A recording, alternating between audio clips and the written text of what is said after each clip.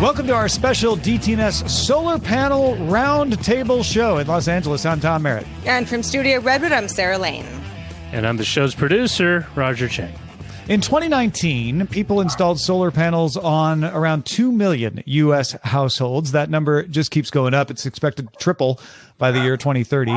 It might not be right for every household, but maybe it's right for yours. Are you sure? Do you know how to figure it out? What can solar do? What can it not do? If you're in Ohio, should you just give up because you got clouds half the year? Well, we're going to answer these and more questions. We put together a panel of solar panel owners and experts to share their experiences so listeners can make a more informed choice about going solar. I have solar panels that I put on my own house.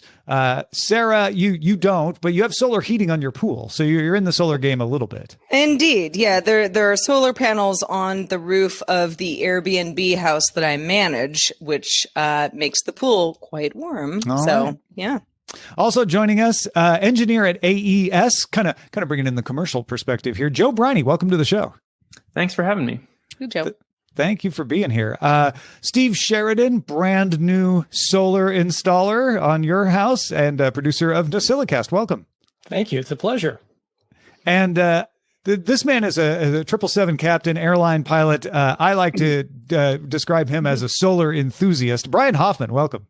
Thank you, Tom. How you doing? Good to have you, man. Thank you. Let's go around the horn and talk about why you're interested in solar, why you went with solar panels, if you put them on your house, or Joe's case, why you got interested in solar energy in the first place. Let's start with you, Joe. So when I was in college, I actually went to a school that fed into a lot of aerospace companies. So I went to Loyola Marymount, which is down in El Segundo. So we were down the street from, Boeing, Raytheon, Northrop, all those those large companies. And I participated in a federal program where we did energy audits for medium scale manufacturers in the Los Angeles area. So we would go there, do an energy assessment, give them, ways they could save power, on their energy bills, and also with the climate change perspective in mind. And it just turned out that it was very hard to get a lot of these businesses to invest a lot of money and to change a lot of minds, to get them to change their habits. And so I quickly realized that if we were going to, do something about this climate change issue, that we really needed to go to the source of our energy. And so a couple of years after I graduated college, I took some courses, got certified as a solar energy professional, and I've been in the industry for about, 12 years now. And just for anybody who's like, well, I'd like to get certified, what did that entail? So there are online courses that you can take. The course that I took was actually at Hawaii Pacific University. It was a 200 level course that they allow pretty much everybody to enroll into. And then you take a test at the end of the semester or at the end of the course. It's really not that tough. The math isn't that hard. You just have to, understand a lot of the concepts behind, how the panels are strung together, things like that. So, the entry to getting in is actually not too high. Nice. Well, and once you get that certification, does it open up a lot of, opportunities for work that you wouldn't be able to have otherwise, that other people are looking for that certification for? Yeah, absolutely. So it just shows a basic understanding of the systems. And so you don't even have to be, an engineer to do this. So a lot of people in my class that were also, older than the normal undergrads who were in there, they were going for maybe sales positions or maybe other sort of development positions within solar power companies. So, if you wanted to get into this industry, it's not necessarily just about, design and installation and production modeling. There's a lot more that goes into it. There's a lot of permitting. There's a lot of sales. There's a lot of different avenues that you can take. All right, Steve, what about you? What led you to go get people to climb up on your roof and put solar panels up there? Well, my wife and I recently purchased an electric vehicle, each one of us. And on top of that, we were thinking of getting a new HVAC system installed in our home, but based on a heat pump. So that that uses electricity for both air conditioning and heating. So our electrical demands are going up, and we wanted a way to offset that. Also, we wanted to reduce our carbon footprint. And it's just kind of neat to think of driving around and heating and cooling your home based on solar energy, based on the sun. So that was our motivation. So it's not exactly self-reliance the way California does it, because you have to send your electricity into the grid and then they send it back to you, basically. But it's kind of a self-reliance sort of situation. Yes. Yeah. Brian, what about you? You're doing all kinds of fun things with solar energy over there. What got you interested in this? Well, when we started building our farm, we had a lot of projects that needed to get done around the farm, and I didn't really want to buy 7 generators. So I kind of figured out how I could use solar to do a lot of little projects. And the first big successful one was when we put in the dam. We used solar power to run the electric pumps to sprinkle the grass, to grow the grass, to kill the erosion. So that was the first one, and it was wildly successful. It was so successful, I said, well, what else can I do with this? And now I overwinter tilapia in a barn, completely heated and maintained by solar power. And next will become just like Steve, the next vehicle I get will most likely be an electric pickup truck. Mm-hmm. And I want to be able to power it myself. And since it's going to live in that big barn, it's pretty easy to put solar on the roof and charge it from the same solar panels. So that's kind of what I'm doing. So, Brian, I know a lot of people say, the solar power over the course of 10, 20 years will pay off, but sometimes it's somewhat cost prohibitive at the top. You're talking about your farm and talking about all sorts of things that you were hoping would be powered by solar.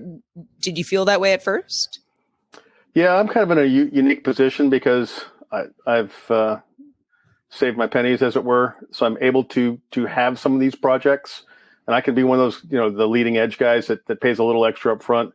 I have found that solar is a really good thing, but you have to do the math. You have to know how many kilowatt hours of power you're going to use, and you have to know that you can produce X number more than that all the time. Clouds in the wintertime are a big deal, in Southeast Texas. A lot of the Gulf moisture comes up. So those times of year, I can't count on it reliably. So I either have to have larger batteries, or I have to make sure that project doesn't need the energy. Mm-hmm. Mm-hmm. But the big thing is, if you over panel everything, if you have enough, which obviously I can afford, my projects, I typically tend to make them a lot larger, but I also understand there's an awful lot of people who cannot. And so I'm a very pragmatic, very realistic guy. When I talk about solar, I make sure people understand the math right up front. It's how many kilowatt hours. An average house is 30, 35 kilowatt hours a day. And to store that much power, if you use lithium currently, which is pretty much the standard right now, that's $12,000 worth of batteries. Most people can't afford that. And so right now, that's not going to happen. So a lot of the grid tied stuff that's happening is great for bring it into the system. But if you're using the infrastructure as your battery, sooner or later, the rest of us have to pay for the infrastructure. It's kind of like the electric vehicles who aren't paying gas tax. Sooner or later, the rest of us have to pay all the road tax. Mm-hmm. So there's going to have to be a change on how this works. But it is a really good thing to start moving all of us in the right direction. Yeah, yeah. And that's kind of where I'm just one of those leading edge guys. The math that you talk about is, I think, the first thing that scares people off. But there's so many tools and things, and we'll talk about some of those. What are some of the other considerations beyond the cost, beyond figuring out, how much I need and who's going to install it? Before you even get there, what are some of the other things to take into account? Steve, you did this most recently. What are some of the things you had to think about? Well, this relates a bit to the cost, but it's really important to understand how your local utility company and your state handle the charges and the credits you may get for for surplus generation. And that, I know, varies quite a bit around the country and even within a given state, but it can make all the difference in terms of the payback period for installing solar on your roof and just the month to month cost. So that was one of our big considerations. Another for us was our roof type, which was clay tile. That's probably the most difficult type of roof to get a solar panel system installed. And Why? very popular in sunny areas too, right? Yeah. Yes, But exactly. Here in California. Why is it so difficult? So, unfortunately, clay tiles, they themselves form the integrity of water protection. And once you puncture or put a hole in a clay tile, it no longer provides that protection. So for our roof, they basically had to remove all of the clay tiles for the sections of the roof where there would be solar installed, which are major sections, right? Entire sections. Put down a new roof, asphalt tile roof, and then install the panels, and then redo the clay tiles, but only for purposes of looks. They don't serve a purpose anymore. That was going to be my next question is, you know, cosmetically, a lot of people would be like, well, no, we don't just want, some asphalt tiles. So yes, you kind of have to think about that unless you don't care, right? And it turned out pretty nicely because solar panels normally are about 3, 4, 5 inches from the roof line or the rooftop, but the way they did ours, the clay tiles are basically flush with the panels after they reinstalled the clay tiles. So it looks good. Any other considerations here, Brian, that you could add to this? Well, one of the things Steve just said that caught my attention was the aesthetics brought his panels closer to his house, his roof line, and I'm actually standing mine off as far as I can, 5 to 6 inches, because I don't want heat buildup underneath my panels because that lowers their efficiency 5 to 10%, sometimes as high as 15% in certain areas. And with bifacial panels, which is something we probably ought to discuss on the different types of panels at some point, any reflected light that bounces underneath my panels can also help generate additional power. And is that when you have the ability to use the light that's bouncing underneath, basically? Yes, sir. That's correct. That's essentially what it means. Yeah, that makes sense. Don't waste that energy. It's right there. Well, not only that, but they last longer because those panels are glass on glass, and they don't have the acidic plastic back sheeting, which over time will break down and destroy your connections. So they last longer. So you get more for your money. So Joe, being on a little bit more of the we're making the things that people will use eventually side, what resonates with you here? Well, I think Steve brought up a good point is that, there's a lot of roof considerations that you need to think about. And a lot of it is that, a lot of houses that people are moving into were built 10, 20, 30, 40 years ago when solar wasn't a thing or a consideration. So there's a limited amount of your roof space that's facing south. There might be a lot of gables that separates, the areas where you can put panels, or maybe you have some large trees in your yard that are shading the roof because, the old way of thinking about things was to reduce your HVAC costs, which was shading your house. And so houses were just not built for solar panels. And so we're seeing a lot of stuff being installed today where, there's requirements in some states to put solar on new houses. And so those design considerations, are being implemented.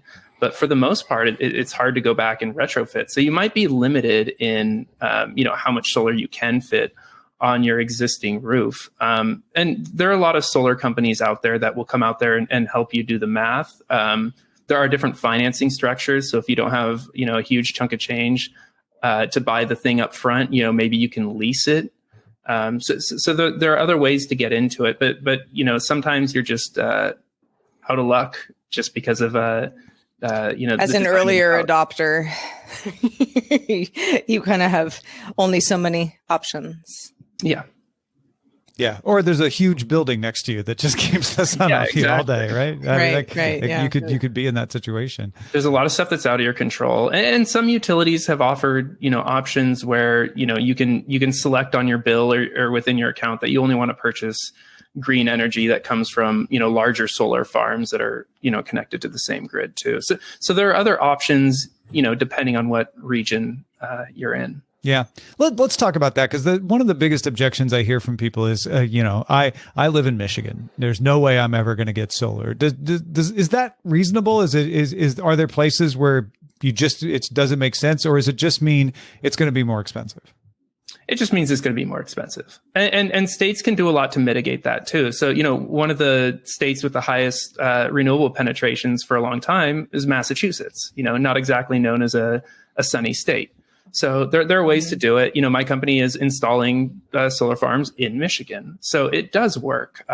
Prices have come down far enough where, it can work anywhere, but the payback might be a little bit longer depending on the incentives and things like that as you're in colder, less sunny climates. Yeah. Well, that's one of the things I try to get across to people is that, yes, my recovering of investment in California is going to be much faster. That there's no debating that, because we got a lot of sun here and not a lot of clouds, and unfortunately for our water situation, not a lot of rain either. But it's good for the solar. How do you figure out the budget? Where do you start to figure out if you can even afford this? And I'll throw that open to anybody who wants to answer it. Where did you start, Steve? Yes. Come on, okay. Steve. So Brian kind of referred to this, that first you should, the first thing to do is determine what you use on an average basis for electricity, and maybe on a monthly basis, what's your average use. And it will vary with season depending on your heating and cooling system, but get a profile of that over the year. That's the starting step. And if you work with a solar company to size your system, they will probably ask, if they're good, they will ask for that. And then the next thing is to start determining, how large your solar system should be. And again, your solar panel provider should help you with that. There are several online tools that you can use to help assess what is your roof's exposure, and even sometimes considering what the seasonal variations are. So basically, you try to match your supply with what the solar can generate with your demand, or maybe overshoot a bit, as Brian recommended. And that will allow your solar company to determine how many panels to install, what type of system to install. Yeah. And even before you get a solar panel company, like you say, you can use those calculators to try to get a ballpark estimate. Yeah. Brian, is that kind of similar to what you do? Yeah, it's pretty similar. I did it kind of backwards. I started going with solar projects and then went, how much do I really need? And that's when I started looking at the law. And in Texas, certain places have net metering, certain places only have partial net metering, which is the wholesale non-transmission rate for electricity. So in the part of East Texas where our farm is, that's what I'll be paid, quote unquote, if I sell back power. So what they really want you to do is take care of your own needs. I decided that more and more things are just going to go electric. And therefore, how much did I need? How much more did I think I need? And then double it. And now all of a sudden, thank you, Elon Musk and the rest, electric cars, electric trucks are becoming very popular. And I'm going to have one at some point, and I want to be able to charge that. Well, 135 kilowatt hour battery is a lot of electricity. How do I do that? Well, if you look at that building right there, that's the barn. And if I can solar that whole barn, I can charge that truck once a day. Mm-hmm. That dam you see off to my right, which would be over on the edge, I can put solar on that, and that's the power I'm going to plan to sell back to the grid. And that'll be the quote unquote recovery process, but it'll be a 15 to 20 year recovery process on the monies. But, thankfully I'm one of those guys that it won't matter nearly as much, but I'll be giving back to society as well, which is kind of neat. It's kind of fun. And I can be one of those people that starts the conversation and say, I did it on a pretty big scale. No, that's not what you're going to do. You're going to be like Steve, figure out what he's doing at his house and move on. But we can have the conversation now.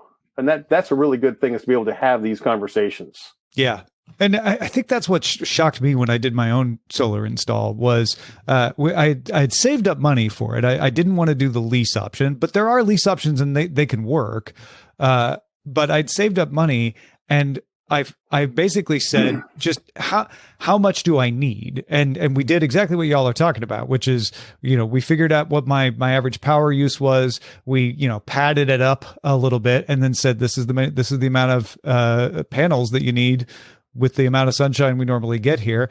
And I got a company that would guarantee that. They said, if you fall below that, in fact, I think they gave me 110%. Like, you're going to make 110% of that. And if you fall below 110%, we'll come out and we'll either add a panel or we'll fix something, but they'll guarantee it. So look for that. If you can find a company that will do that for your install, I think that made me feel a lot better about it. Are they still in business? They are, yeah. Because that's one of the they big do the problems math right well.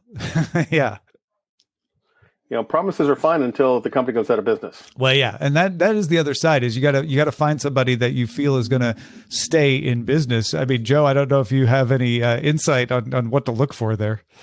Yeah, I mean, I think the larger companies are probably ones you want to go with. There are more, national companies that you can, I always recommend people to call 3 of them and have them each come out, give you a quote, play them off of each other, and then select one of them. But, I think there's a lot of like 2 guys in a truck solar out there, and you got to kind of look out for those guys, because it's going to be very, very hard, almost impossible for an average homeowner to make a warranty claim against any of the equipment that they install, because you're going to have to try and prove that the equipment is not working as intended, and they could always make the argument like, oh, the panels are dirty, or, it's not wired correctly, things like that. So it would just be a huge headache that you'd rather have the installer deal with. So, when I was working on the residential level, if anybody had, if their system was dipping below what we projected and what we guaranteed, we would swap out what we thought was the defective part. And then the warranty issues were,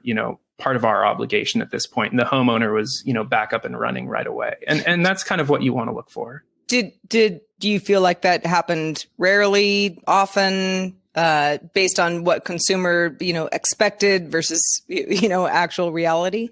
It was rare. It really was. But I mean, you're spending a lot of money on this thing. So you don't want to be, left out if it does happen. Of course. Yeah.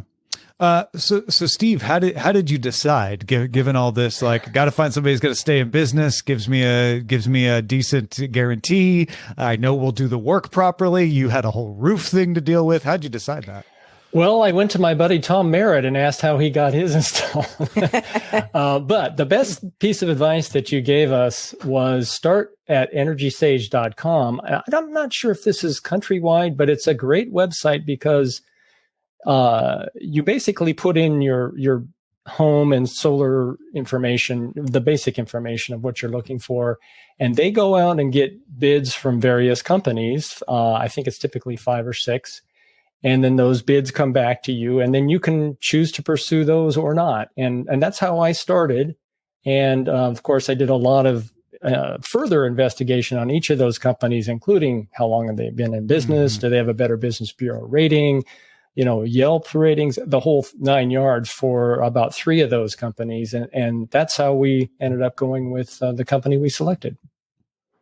And a lot of these national companies and the ones that are rated really well, they're going to more or less design the same system. So if you get 3 companies out there, they're going to be, their designs and their offers are going to be really, really close to each other. They were in our case, yes. Yeah, they're all using like tier 1 modules and, tier 1 inverters and things like that. Stuff that is not, it's name brand recognition and companies that will also be around for 20 or 30 years. Right. Well. I noticed all of the panel manufacturers, the inverters, were all very similar brands. There were only like 2 or 3 brands of those electronics. Yeah. How do you research the type of panels? Is it safe to just tell the general populace who's not that interested to go with what the installer recommends, or should people look into it and shop around? I think you can go with what they recommend. I mean, it's like I said, there's not a huge difference between the tier 1 module manufacturers. They get all of their module components from the same factories. They're just putting it together in a different assembly line and then slapping a different sticker on it at the end of the day. So even, we deal with 3 or 4 different module manufacturers at our company, and there's a minor difference between them. Really, the way that we choose is which ones are available and what can we get a better deal on at the time. Brian, what are your thoughts on this? Did you do some shopping around, price comparisons? Oh, I've done so much price comparison around the world. It's ridiculous. There are several companies in the United States that will sell you bulk panels, pretty much wholesale. And since I'm a do-it-yourselfer kind of guy, I've looked around. I've found several companies that have really good prices on the good name stuff, the tier 1s, tier 2s. And you find that if you look at what the actual output production is, and then I also like the ones that are put together here in the States. Why? Because they just tend to be a little bit cleaner. They tend to have a little less of the imperfections. And those panels have been producing. I've got some panels that have been running for 12 years right now, and I've been very unkind to those panels. And they're still within just a couple % of where they were to begin with. So, if you're looking for a turnkey, absolutely tier 1 is the right way to go.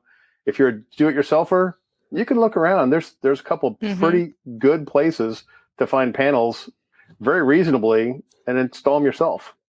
And how much time and effort, if somebody's like, you know what, I think I want to do that. I'm a DIYer. How much what are we talking?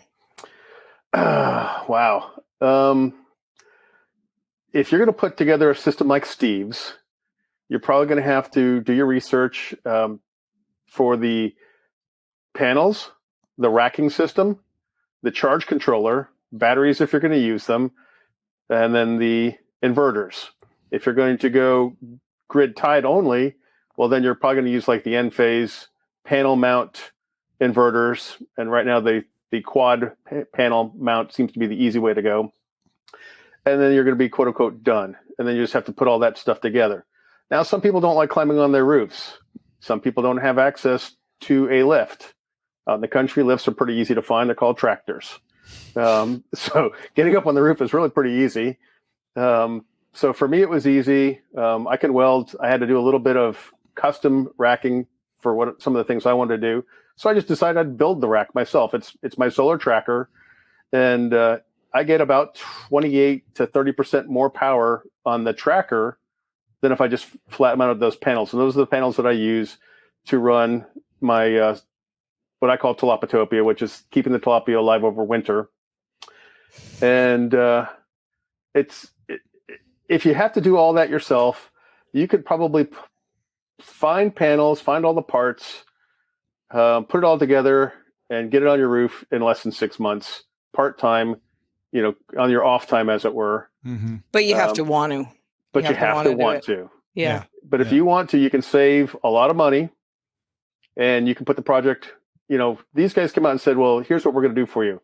Well, I actually built the barn, and I actually built the barn and placed the barn such that I could put solar on that roof before I ever built the barn. So that was part of the plan for that building. Mm-hmm. But a lot of people don't have that. But if you're going to start building a project, if you're going to start building your house, a good southern exposure gives you the ability to put panels up. Now, 17-foot rails are the normal rails for the long rails. If you want to be off your roof, and again, bifacial glass-on-glass panels right now are probably the gold standard. I'm curious what the other two guys think about panels, but that's where I'm leaning towards. I haven't bought any panels lately that were not bifacials, and they're going to last longer. I'm going to get better production out of them, and therefore I want to mount them high. So I need those rails. I could mount them straight on the roof of the barn, but then they'd be hotter, losing percentages because of heat, and they wouldn't get the reflective light underneath them as well. So there's a little bit of trade-off there. But the nice thing is I'm saving an awful lot of money compared, and I can show people how to do it fairly easily. Mm-hmm. I don't know if that helps or not. So find a Brian. No, find a Brian. And just to be clear, when we talk about Southern Light, it's because we're all in the Northern Hemisphere, right? That's correct. It's all going to be different if you're in the Southern Hemisphere. Right. Australians are used to having to. If you happen to be listening to this and you think like Southern Light, that's actually like not the light I like the most. It all depends on where you live. Yeah. Right. Which part of the equator you're on? Which side of the equator you're on? Any other thoughts on panels from Joe or Steve? I just went with what they recommended, and one thing to keep in mind, they don't advertise this, and I think they should. The panels are rated as a certain wattage. Typically, ours are, I think, 370 watt panels made by Panasonic. They're not the bifacial that Brian's been talking about. But that is not the power. That's a peak power, the max amount they'll produce. That is not the power that you get at your electrical panel. That's I think the DC power with about an 80% efficiency or 20% conversion loss. So you'll see only 80% of that at its best. Mm-hmm. So they will typically take that into account when they size. If you're having a company do it for you, unlike Brian, they will size your system and take that into account. But if you're trying to do back of the envelope calculations to kind of confirm what they're doing, which is what I did, I was off by a little bit, and it's because of that 20% loss of getting the DC power to AC at your electrical panel. So Joe, do you have anything else to add? Yeah. I would just say that, over the last, 20 or 30 years, the biggest innovation in solar panels has been, putting cells on the back of it. So, a lot of times I'll hear people say something like, they're waiting 5 or 10 years for the next big innovation to come around. Because, you read these things online where scientists at MIT have developed a solar cell that, slices bread or whatever, it does everything. Right. So, and they're like, oh, I'll wait for that to come out. But, we're seeing a lot more solar now just because the installation and the manufacturing costs have gone way, way down. So the panels really aren't that much different than they have been. It's just that they've gotten so much more cost competitive. Yeah. No, not even more efficient. It's the panels are getting bigger. So the efficiency's only gone up a few percent, but it's just so much cheaper to manufacture them, and it's so much cheaper to install them than it used to be, that prices have gone down 50 to 80%. And that's why we're seeing more. So it's this idea that like, hey, I'll wait for the next great thing to come out is, you might be waiting a long time. Whereas, that great new thing not only has to prove to be effective in the real world, but then it also has to be commercially competitive with stuff that's been on the market for 20 years. And that's going to be really tough. These things are going to pay back in 5, 10, 15, 20 years, depending on where you live. So you can kind of do that math. So it's still a good investment now. And then, once it's paid itself back, if you want to look in and retrofit with the latest and greatest at the time, then you can look into doing that. But I wouldn't delay for a technological innovation. This is a little bit of a personal question, because I don't own a home. I don't, I'm a renter. Is there anything in the solar area? And I guess this question is for you, Joe, and maybe you, Brian, or Steve as well. Anything that I can do without having to make some big investment that's going to be like 5, 10, 20 years going down the road that can help me and help the environment potentially? Yeah, I mean, if your utility gives you the option to buy clean energy, that's the easiest way to do it. You're just checking a box on a form. Or if you can find a company, or convince your landlord to find a company to lease the panels, that's no money down, so you don't have to worry about payback. You're probably only going to be saving $10 or $15 a month on your electric bill. Which isn't huge, but I'll take it. It's not nothing, but it's no money down up front as well too. Mm-hmm. But it is tough when, the person who's actually cutting the check, maybe the homeowner, is different from the person who's benefiting it, who's the person who's paying the power bill. So that's another big hurdle that we see in places where people rent. Well, folks, if you're enjoying this conversation and you're not a patron, go find one of our patrons and thank them, because that's why we're able to do this show. And we thank everybody who supports us at patreon.com/DTNS. And in fact, we like to reward them for sticking around and keeping the show going. That's why we're happy to offer Patreon loyalty rewards. So if you stick with us for 3 months, depending on what level you're supporting us at, you can get, we'll send you a sticker or a mug or a t-shirt, even got hoodies in there and little tote bags, every 3 months. Love a tote. Yeah. Sarah's got one of the totes. Just stay a patron at a certain level, and you can get all the details at patreon.com/DTNS. Let's talk about this from the perspective of the utilities, which I know Joe has a good understanding of. What should homeowners understand, and what do utilities need to do to prepare a homeowner to understand if they're moving to solar? Well, I would just say that I think that utilities are generally against it, because you're buying less of their product. So they've kind of been dragged kicking and screaming into this based on states have what's called an RPS, or a renewable power standard. So they're generally going to be fighting it a little bit. The one thing that they can benefit from, if you're in an area that doesn't charge you power by the time of day, let's say you have a flat rate. So you might be using power, in the evening when it's very expensive for the utility to buy it, and you're actually buying it at a cheap rate. So there are some ways that the utility actually does benefit from homeowners installing solar. But there are grid limitations when you have like your distribution lines. If you have a large renewable penetration into the grid, then those lines need to be upgraded, and they usually do it at the utility's cost. And to Brian's point earlier, if you're not buying power from the utility, that cost gets spread out amongst other people as well. So I was a little jaded from the when I was doing residential installs. Just because there's a lot of barriers. The utility has a lot of power, and in this case, and distributed energy cuts from their bottom line, and so they're not huge fans of it. The utility scale farms that I do now, we sell power to the utility that they then sell to you, so they're okay with that because they're getting a cut of it, and we're upgrading the grid for them to install it. So that. In my mind, that's where we're going, is the grid is going to become clean because of these utility scale plants, because the utilities are going to be okay with it. And then battle number 2 is to try to knock down these monopolies that are the utilities. Mm-hmm. That was going to be my question. Do you ever see a world where it is not the utility that has gone green, but a solar only utility that becomes a viable option for people? Yeah, absolutely. I mean, we're headed that way. The economics are going in that direction. Gas and coal are getting more expensive, and solar and wind are getting cheaper. So, and batteries are getting cheaper as well.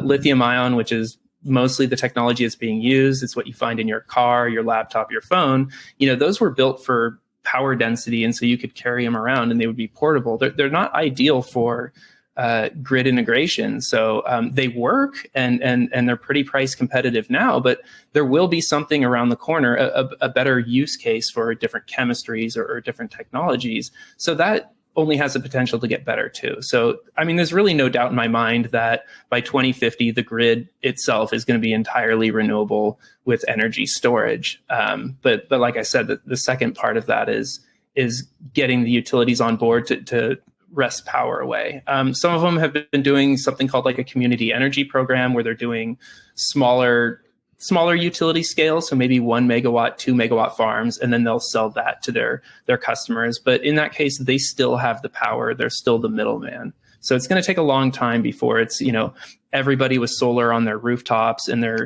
interconnected and sharing it, and they have like a microgrid going on. That's a ways out. Although, Brian, you've got kind of your own personal microgrid going on over there.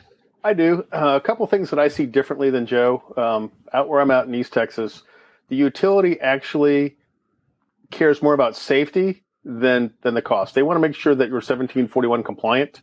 They want to make sure that you have good grid sensing. They actually, up to 25 kW, continue production. They're happy with you. It really just costs $50 for the fee and for the gentleman or the lady to show up, inspect your system, show that you're compliant, and they're happy to have that power. So that I do like.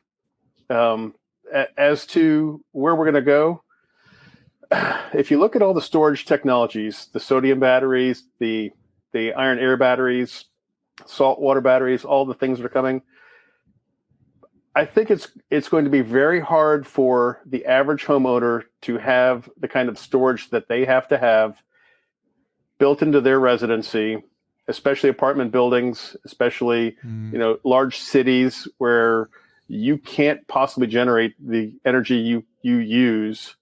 That's not going to happen. You're still going to have a base load of power that has to be generated someplace. Obviously, fusion is less than 30 years away now. And I say that humorously. Well, yeah, and it will be for many years. It'll be 30 years away, yeah. But if fusion shows up, that fixes a lot of things. There's a lot of other technologies out there, and I'm not trying to digress.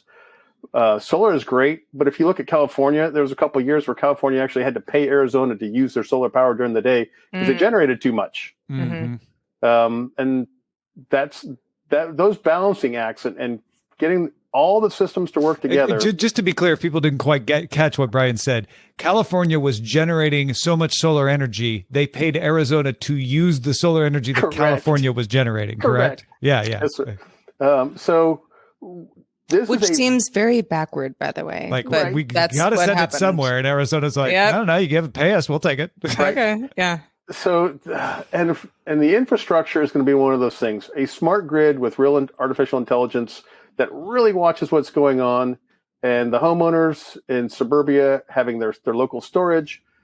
We can get most of the way there. I don't think in my lifetime we get to everyone's generating everything on renewables.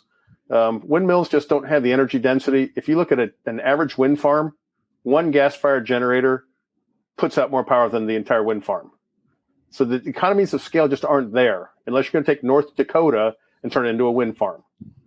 And then you can make enough power for the United States when it blows. Oh, wow. So, I mean, a lot of people be like, can we?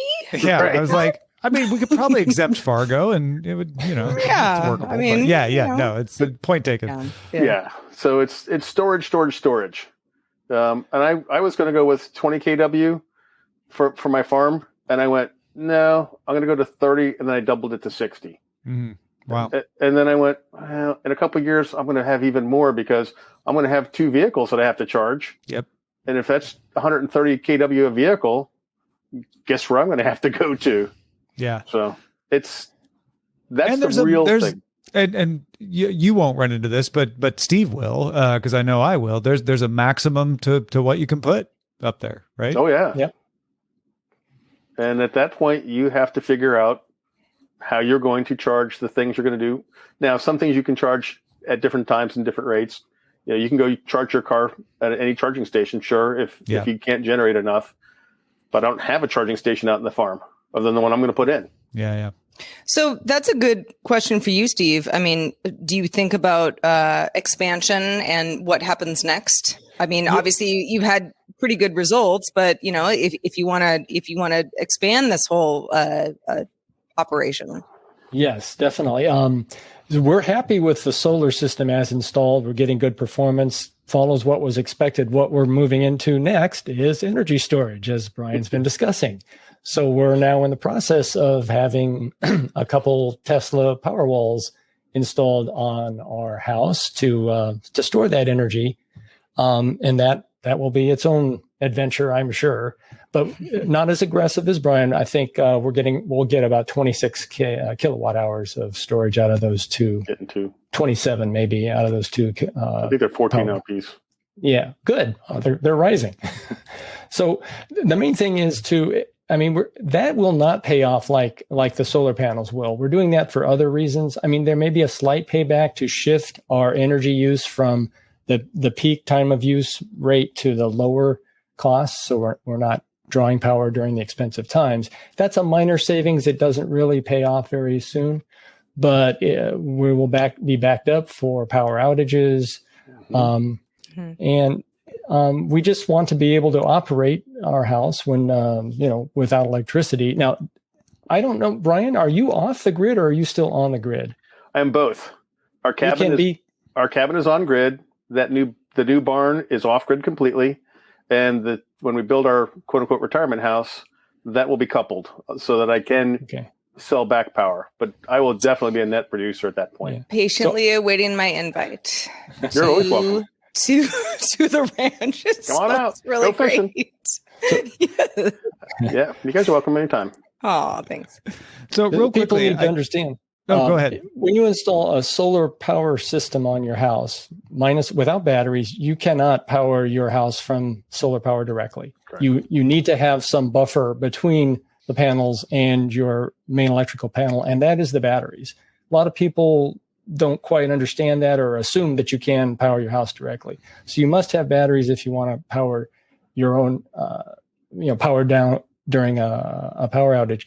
But in California, I think we cannot be off the grid. Is that right, Tom? That is correct. Yeah, we can't. At least you have let me say LADWP. You can. I think it might be different. And Southern Cal Edison, which I'm part of, I don't think you can. So, and that covers probably 90% of California. Well, and just for clarification, for people who don't know who Edison or power company, look, why can't you?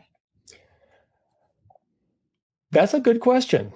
Wait, why can't your panels create power during a blackout? No, why can't you be off the grid? Why does the utility require us to send all of our solar panel electricity to them? Yeah. Why can't we separate from the grid? Yeah. In a normal monopoly. It's a policy move that says we want to manage all of your electricity, right? Does that sound right, Joe? Yeah. And there are safety considerations too, and sure. maybe this is kind of off topic, but if there is a blackout and they have linemen working to bring the grid back up, they don't want solar power injecting power into that grid that they're not aware of too. Sure, they wouldn't be able to. So for a while they weren't letting anybody do a black start or anything. You had to fully disconnect from the grid if you wanted to be generating power. Which I started out in Hawaii, and they were allowing people to do that because it's an island, and it happened quite often. But yeah, I got a couple other points I want to hit before we wrap up here. One is tax breaks, rebates, subsidization. How much did that figure into your decision, Steve? Big time. So everyone in the U.S. is eligible, at least through this year, for a 26% incentive investment tax credit if they install solar on their house. And I think that applies to battery systems as well. Is that right, Brian? Primary residence, any solar component, the last I checked. Any solar and storage? Yeah, the storage is part of the solar. So okay. So that's 26% currently. It was 30%. I'm talking. It was 30% when I installed mine. I just sneaked in right at the end. 2018 or 2019. I think it's been going down about 2% a year. Next year it goes to 4% a year, Joe? Maybe it goes down to 26 and then 22. Okay. Yeah, and then it expires in 2024, I believe. It goes down to 10%. Oh, it does. It's still flat around. 10. Yeah. Okay, I thought Congress would have to renew. So that was a huge incentive for us. That and there were other California and utility subsidies and other things that would offset the cost, but we weren't eligible for those. So it was mainly the federal tax credit. Can I be the contrarian on this one? Sure. Yeah. When the tax incentives showed up, the prices went up. Oh. So when these incentives go away, the real price of solar installation for everybody should go down. Interesting. Probably not the amount of the credit, but probably darn close. Yeah, so because you've injected money into the system. Basically, is yes, how that argument goes. Yeah. I did notice when they were providing quotes, the first number they quoted was with the tax credit included. And I said, that's not the way you give me a bid. Give me the total price. I will take the tax credit. Yeah. The other thing I wanted to bring up was maintenance and monitoring real quick. And for me, as far as what I know is, getting up there and cleaning those with some clean water, getting deposits off regularly is pretty much the only maintenance I have to do. The rest of the maintenance is covered by the installer to say, like, if we notice an inverter going out and it shouldn't be, we'll roll a truck and all of that. There's a login for Enphase Enlighten that lets me see what the power usage is and monitor all that. Anything additional that y'all do that you want to mention, Brian? Is there anything different that you do for that? I have my drone and I go up and inspect everything. Nice. Gotta love Brian. Hey, come on out and enjoy the fun. But there are a lot of birds. I've made a farm with trees, so I have a lot of birds around. So I got to make sure they're not nesting up there every once in a while. Mm-hmm. Simple Green works really well with the high pressure sprayer to get the cleaner up on the roof, and I know that's non-toxic. So that's what I clean my stuff with. That and my ones that are ground mount, I just use a microfiber cloth, and it does a great job cleaning those up. And the cabling, I overcable everything. I make sure everything's UV rated. And then I use conduit to ship everything back and forth. And that's all buried. So very low maintenance. Steve, what about you? Pretty much what you said, Tom. just some water. We can't easily get on our roof, but just spraying water up on top and letting it come off seems to be good. There may be a day where we have to get up there, and it'll be more of a challenge with our 2-story clay tile roof. Yeah, and you want to not use hard water if you can at all avoid it. Yeah, right. Joe, any other thoughts that you have? Any tips you could throw out there? Anything like that? No, I mean, just monitoring it, daily, weekly, monthly, and getting up there and washing it, especially, in the spring or in the fall, so you can capture the best times a year. Yeah. All right. Well, I want to thank y'all for doing this. This has been really fun. I've learned things along the way. I'm sure the audience has as well. We'll go around the horn for any last thoughts, any regrets, any advice you'd have for people about solar. We'll start with you, Brian. I have no regrets. I love playing with solar. I enjoy all the projects. I've got more projects than I can get finished. Solar is going to be one of those really nice things that we can do for our own planet. And I'm going to continue doing it. In fact, I'm going to design the house with the appropriate facings so I can add more solar to the house if I felt like it. I think home storage is going to be a big deal, especially with brownouts, blackouts, grid problems. Those can do that more better. And same with the new vehicles that are doing two-way charging. I think that's going to really take a little bit of the load off of the grid. And I think that's something that's going to help long term. Steve, what about you? Any last thoughts, things you'd do differently, advice for others? One word of advice: if you're going with a contractor, like most major projects, it will probably take longer than they quote. So bear and that be in more mind. expensive. And then possibly, our company was pretty good about. We came in on the expense just exactly what they said, but that's good. But the time was, and part of that is there are things out of their control, like permits from the city and the utility. But for the most part, just put a little buffer on if you have a time element here that you need to worry about. But I have no regrets, except I wish I had done it earlier, back when the rate was the tax credit was 30%. Although, from what Brian said, maybe that wouldn't have made much of a difference. Panels were more expensive then. Yeah. But I do feel better having solar offset our larger electrical demands in our house. Joe, any thoughts to add to that? Yeah, I would say if you're curious about it, you can do some research and find some large reputable companies in your area and have them come out. Usually they'll come out and give you an inspection, an analysis, and a free quote. So no charge to you. They can give you a good idea of what your potential is, what the cost might be, maybe different financing structures. So it's a good way to do some research that isn't, that intimidating. Well, we sure loved having all of you, Joe, Steve, and Brian, as our solar panel on the show.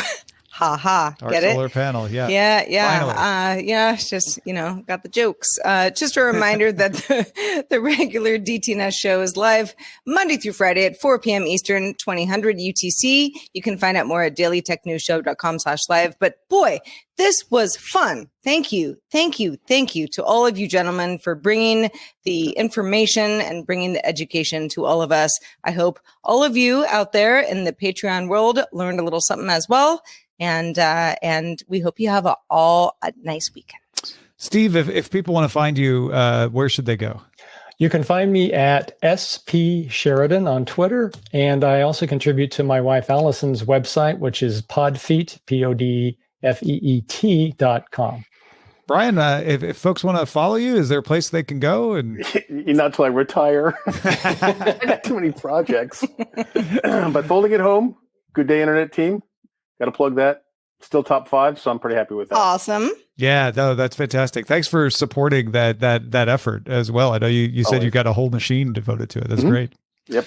And Joe, thank you as well. I don't know if there's anything you want to tell folks or not, but it was great to have you.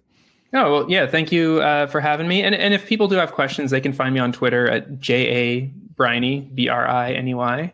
I usually don't post a lot, but if you have questions and you want to message me, I'll be happy to answer them. All right. Thanks again, everybody. If you can't afford solar yet, at least go enjoy some sunshine. We'll talk to you soon.